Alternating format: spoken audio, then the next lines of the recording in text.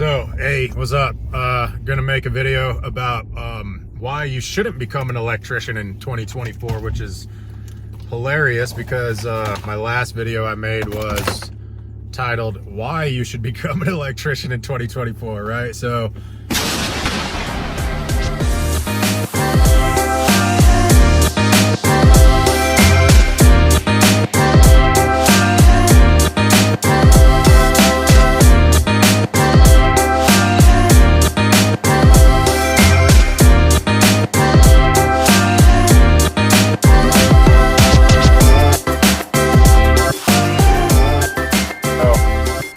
video I posted was called "Why You Should Become an Electrician in 2024," and today I think I'm going to title this video "Why You Shouldn't Become an Electrician in 2024." Again, I've been an electrical contractor for 15 years. I've been in the trade for 20 years. I just turned 43 years old. I started the company when I was 28. Okay, so just to give you a little bit of background, I've been doing this for a minute. I've been doing this for a while, and like a lot of you guys, I started the same way. You know, I started, obviously I did my apprenticeship, and I worked for several different companies during my apprenticeship, all that jazz, learned as much as I could, but basically the day that I could start a business, I did.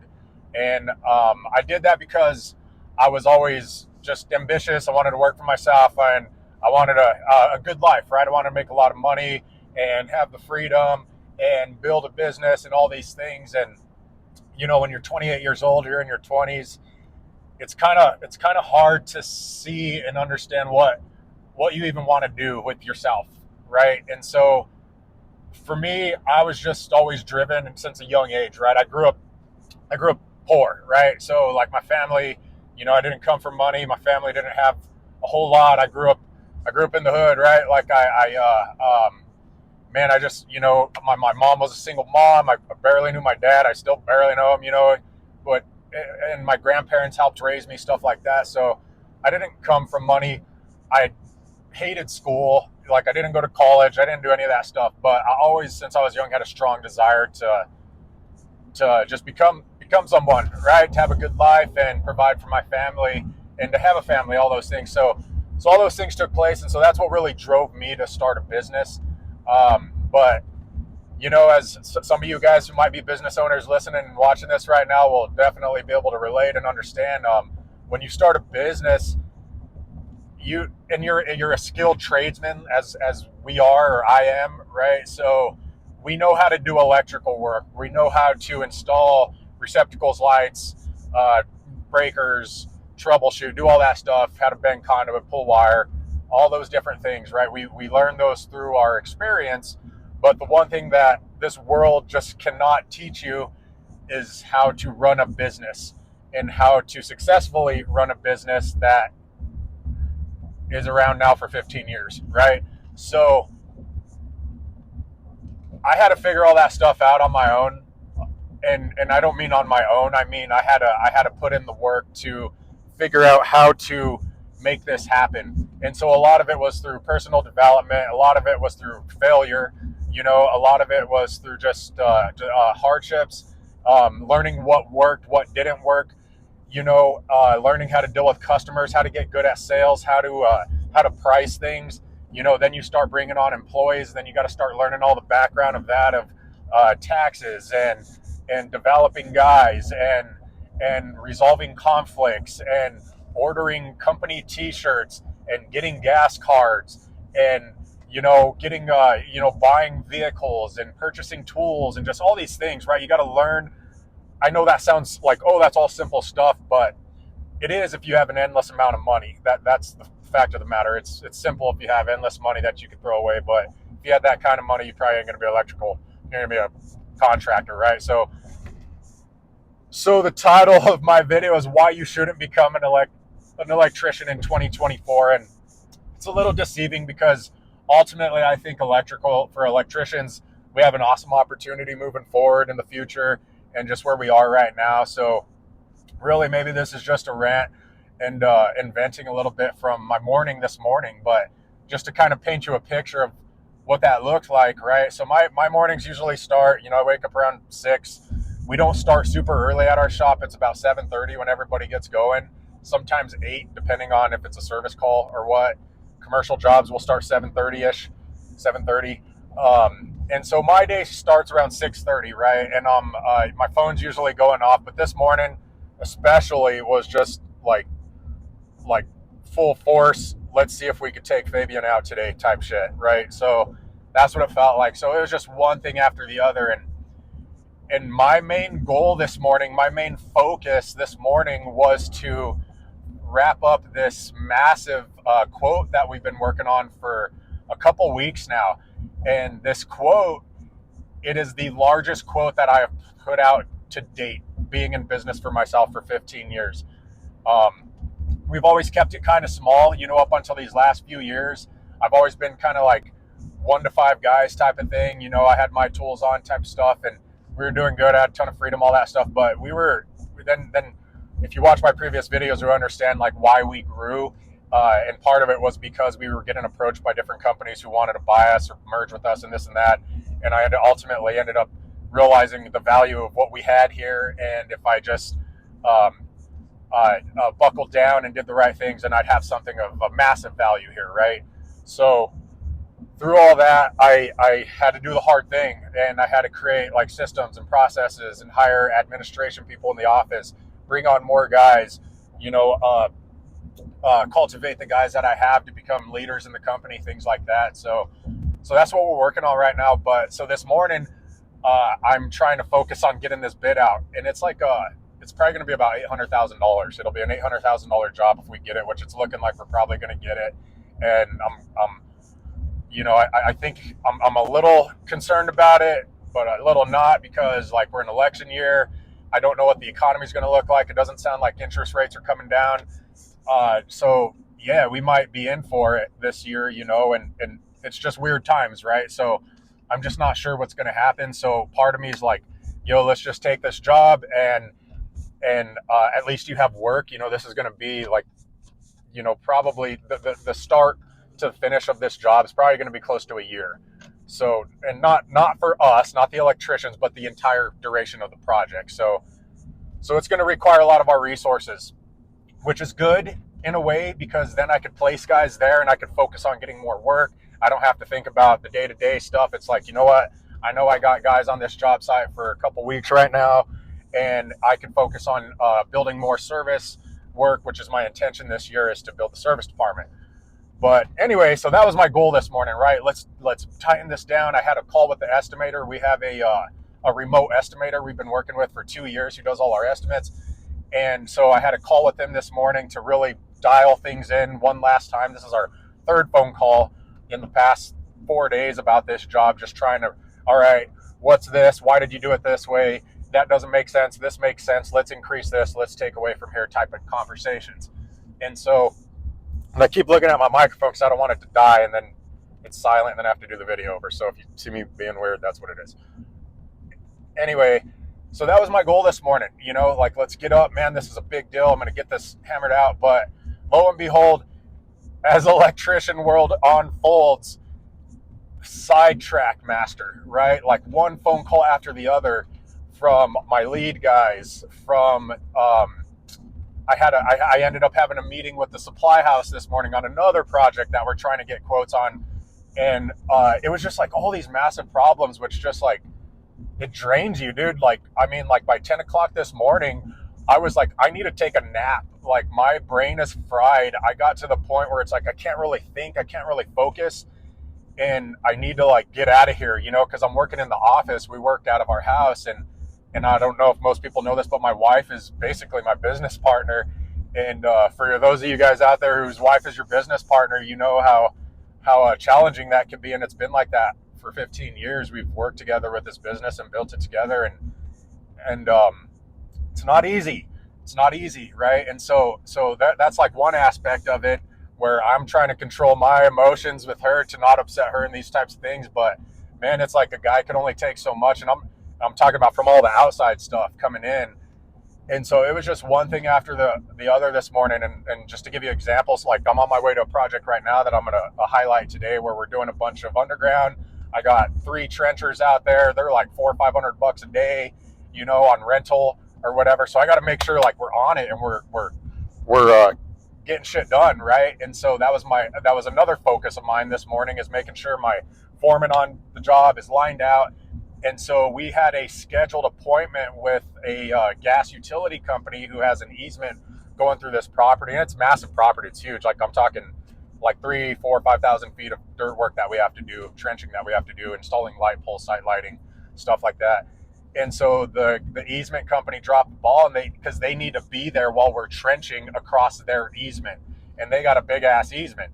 And so they dropped the ball, so they couldn't show up this morning. I have scissor lifts being delivered literally right now. I'm on my way there. So, that's a whole problem in itself, trying to figure this out, figure that out. All right, scrambling. How are we going to do this? How are we going to do that? I already got the trenchers there. I'm paying for them. Let's get something done. So we got this problem, right? We have the $800,000 bid problem. What else? Let me turn some AC on here. I'm getting all worked up over this stuff, man. And you don't want to see me start sweating, but So there's problem number 2. Problem number 3, we have another project going on, a small tenant finish, where we were advised to order the switchgear yesterday.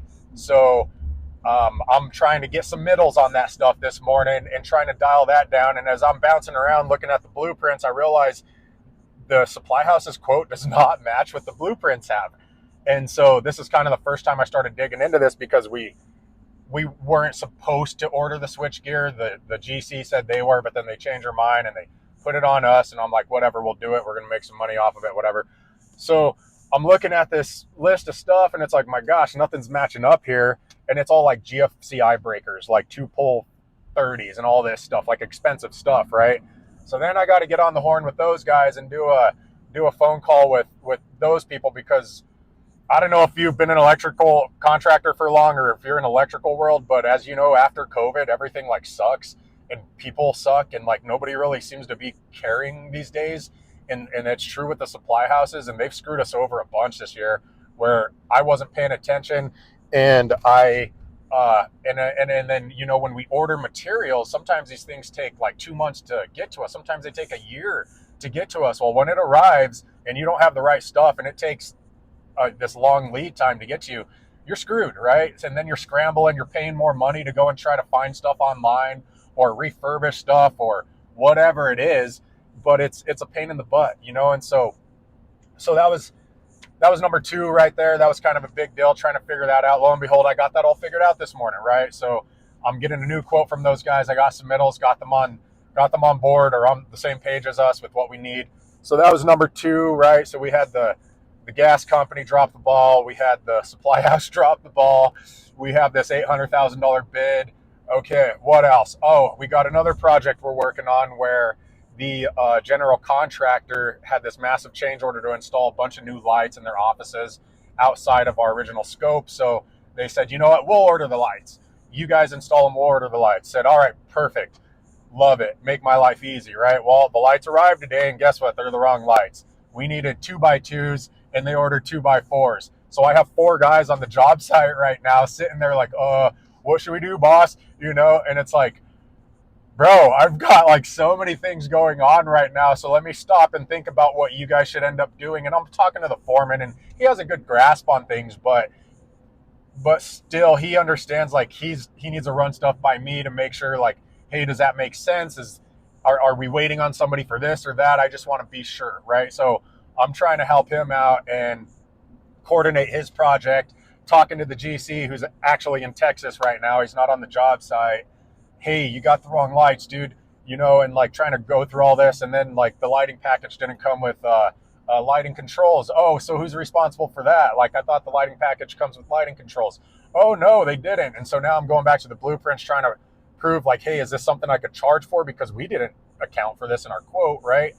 So there's like number 3 or 4, whatever it is.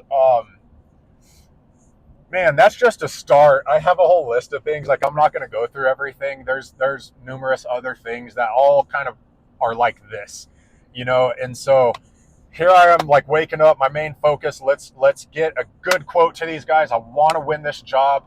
I also want to make money on it and make sure we're not undercutting ourselves. We're not going to be too high, too low, whatever on our numbers, and make sure we're not missing anything with the estimator guy and all these things. So that just doesn't happen. And so my my title of the video says why you shouldn't become an electrician in 2024, and this, I'm going to get to that right now. So this is my point.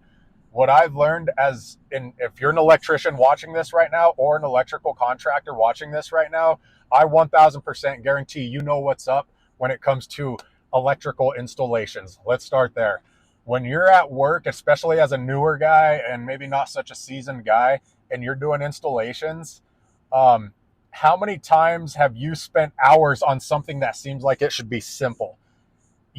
And electrical work's like challenging sometimes, like when you're doing installs and something's just not working out, or you forgot something, or the boss doesn't have the materials you need, or you're questioning yourself over and over and over if you did this right, or if it's to code, or does it look good enough, all these things, right? So right there, it's like you got to understand, when you start as an electrician, there's just so many different things that you're going to have to deal with on a daily basis, where you could go home feeling like a failure a lot of days. More than not, you're going to go home feeling like, dude, I suck at this. Like, I'm exhausted. I screwed so much up today. I didn't accomplish anything. And everything that I installed, my boss came to me at the end of the day and said, we're going to have to rip it out and start over tomorrow because it's wrong. I mean, I've been there. I've seen it. I've witnessed it myself, experienced it, right? So I understand. And those things happen in electrical world because it's a challenging job. You got to be mentally fit, you got to be physically fit, and if you're not present, and you're having issues at home, or you got issues with health or whatever it is, and you're not present, then it's hard to do your job well. And it's not just electrical work, it's like everything, right? Any job, I assume, is the same way. But for me, I guess, getting into the business and learning the business side of things, the one thing that I have learned 1000%, if you are considering going into business for yourself, and I don't care if it's electrical or plumbing, HVAC, drywall, landscape, I don't care what it is. If you're one thing, I've read this thing one time where it says, whoever can handle the most stress makes the most money, right? And so I truly believe that if you can handle stress and you could just brush it off, right, when it comes to certain things, like I'm explaining this morning, and you can see past that and understand, what, it's all going to be okay. Like, I hope it's all going to be okay. And, ultimately everything's going to be all right, right? But through that, ultimately, you could lose your ass. You could lose money. You could lose materials. You could lose guys. You could lose it all, right? You could lose it all if you're not careful. So being able to manage stress is one thing, but being able to manage stress effectively is like another thing. And being able to, I don't know how to explain it. Being able to put the stress aside for a minute and then try to stay focused on the task at hand, because they're going to come flying at you one after the other. And when you have a plan, as most of life goes, it's not going to go to plan. Like I said, sidetrack master this earlier. That's what it is. Like, you get sidetracked so much as the owner of the company, right? Until you get to that level of these of where you're just the visionaire, and you got this whole team of people under you, like you're instructing them with your magical wand and all these things, which I'm close to that, I'm getting closer to that, but I'm just not there yet. I'm still trying to get there, right? So it's a very flippin' challenging thing to successfully accomplish these goals, to run a successful business. And if you're not a type of person who is good with stress, which I have guys on our crew right now who are not, like, they see the things that I go through. They see, like, when they're talking to me in a 5-minute conversation, my phone goes off 3 times and 2 text messages. They're like, dude, like, how do you do it? Like, I would go crazy with my phone ringing that much. And it's like, that's just one little facet of the whole business, is answering the phone calls and putting out the fires. So if you're not good at that kind of stuff, and you want to start a business, I would highly suggest you start studying and researching on how to get better at that, because there is no doubt 1000% that you are going to cross that bridge at some point, and you're going to have to deal with these things. And that's probably why a lot of guys don't last in business, is because they look at it and they're like, dude, I'm putting in so much time and so much effort and energy in this stuff, and if you probably added up what I make per hour, it's probably like $3 an hour or something like that, you know. And it's, even though we make I make a lot more than I would working at a job, but I'm also putting in a lot more effort and energy and attention into it, and it's my little baby, right? So that's that. It's what it is. And so a lot of guys don't last in business because of that. They just see the stress as, this is killing me. It's killing my relationships, my, my, takes a toll on my family. They see what I'm going through. My head's on my lap, like this, like I look stressed out, I just, like, I literally wanted to take a nap at 10 a.m. this morning, where I was just, dude, I'm fried. I need to stop. And then being able to switch gears, where it's like, I'm on my way to a job site right now with all this dirt work stuff to help the guys out and plan out. But then I just left the office, right? And so I got to switch the gear from office guy to in the field guy. And then we have a meeting later this week to being the leader guy of the meeting, right? And so there's all these different parts that you have to master and become good at if you want to have a successful business. And some days it's a lot. It's a lot, and it doesn't feel like, in the time of that emotion of all this overwhelmness from 6:30 a.m. till 10 a.m. this morning, it's like, what am I doing? Why am I doing this? Like, there has to be an easier way. There has to be a better way. And I think in my position right now, being in this for so long, the easier and the better way is just to get better, and to create the systems and the processes. And really, I need to develop project managers and put more responsibility on them, which is also a challenging thing, because starting this company by myself with one van and myself, and then to 2 guys, and to 3 guys, and to 5 guys, and to 10 guys, and to 15 guys, all that takes a lot of,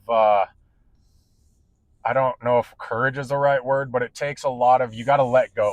You got to let go of what and how you do things. And you got to trust that the guys that you have, that they're good enough, and you've taught them well enough to be able to accomplish these things that we need to go through on a day-to-day basis. So yeah, it's that's why the majority of the world's not a business owner. It's why the majority of the world's working for somebody else, and 98% of the population um, is broke, right? Like that's what it is. Because I mean, the system sucks, right? Like, the way it's all set up, it's not like in our favor. And the guys who are doing business well, they think differently. I've learned this. I've learned that they're brave. They have resources, as in money, so they know how to use other people's money to accomplish the goals that they want. And I've been there. I've done the same thing, and we've had to get lines of credit and things like this, and we use it to grow the business. And we have, right, and it works. It does, as long as you're on it and you're doing everything that you need to do every single day. And as you grow, it's just going to intensify. And like, one of my buddies who has a big old business, they do like 50 million a year, and he was like, he keeps telling me, and this always stays in my head, he's like, he goes, the bigger you get, the easier it's going to get. You're going to have more people to do the things that you don't want to do, and then you get to do the things that you're good at, right? And for me, I feel like there's two types of personalities in a business that can make it really successful. There's visionaries, and then there's implementers, right? So people who visualize, visionaries, right?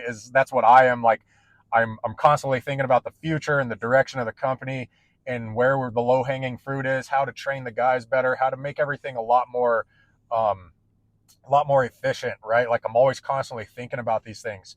But then you have people who implement, and that's a tough part for me. So it's almost like, if you go into business for yourself, that's a great way to think about it, is if you're a visionaire and you're looking for a business partner or a project manager or whatever it is, a CFO, or I'm sorry, like a COO, right? They should be more of like the implementer type. You don't want two visionaries in your company who go to lunch every day and talk about how awesome this would be if we did this and that.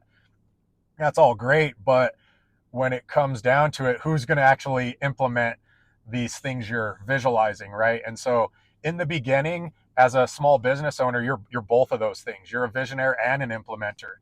So it's a tough thing, right? And as time goes on, you start to realize what you're good at and what you're better at. So for now, 15, 16 years, I've been both.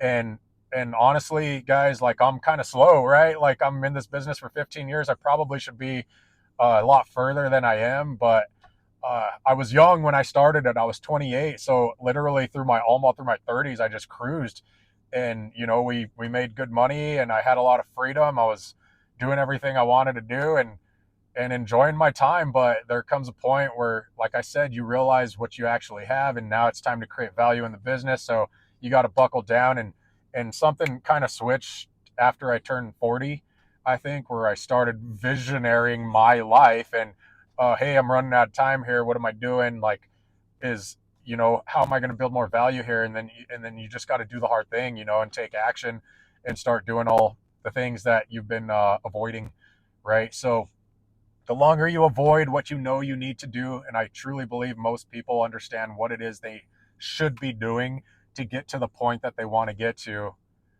the longer you avoid that, the harder it's going to be, right? It's like a video game, level 1 through 10. What level are you on right now? And what do you need to do to get to the next level? And until you can achieve that, you're not going to get that next breakthrough up here, right? So that's what it is.